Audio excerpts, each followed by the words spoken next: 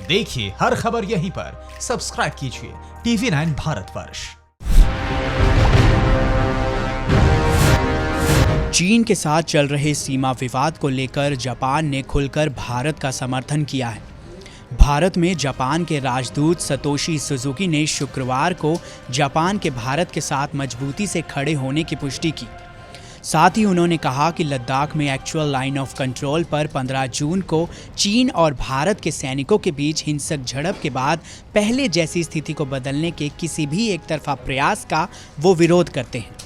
भारत ने पिछले महीने गलवान घाटी में हुई झड़प के बाद LAC की स्थिति को लेकर टोक्यो को जानकारी दी।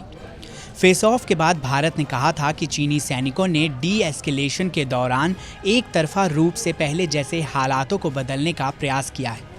जापानी राजदूत और भारत के विदेश सचिव हर्ष वी श्रृंगला के बीच फ़ोन पर बातचीत हुई थी, जिसमें उन्होंने भारत को अपना समर्थन जाहिर किया है। इस बातचीत को लेकर सुजुकी ने अपने ट्विटर हैंडल पर लिखा है कि जापान बातचीत के जरिए शांतिपूर्ण समाधान की उम्मीद करता है।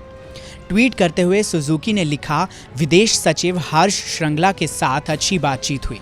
LAC के हालात पर उनकी ब्रीफिंग और भारत सरकार की शांतिपूर्ण समाधान की नीति को लेकर मैं उनकी सराहना करता हूं। जापान भी उम्मीद करता है कि बातचीत के जरिए इस समस्या का शांतिपूर्ण समाधान निकाला जाएगा। जापान यथास्थिति बदलने के किसी भी एक तरफा प्रयास का विरोध करता है।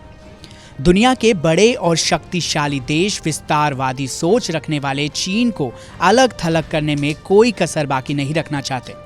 अब चीन के खिलाफ भारत के साथ खड़े होने वाले जापान ने चीन के राष्ट्रपति शी जिनपिंग को भी तगड़ा झटका दे दिया है।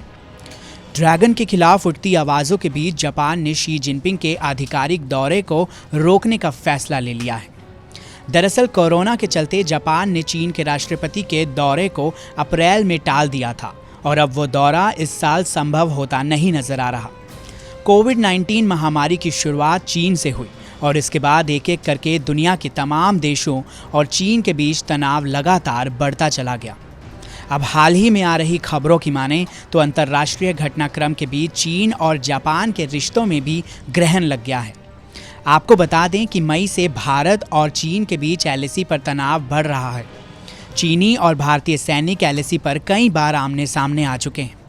दोनों देशों के सैन्य अधिकारी अब तक कई बार मीटिंग भी कर चुके हैं, लेकिन इस समस्या का अभी फिलहाल कोई हल निकलता नजर नहीं आ रहा। फिलहाल के लिए इतना ही। देश और दुनिया की तमाम बड़ी खबरों के लिए देखते रहें TV9 भारतवर्ष।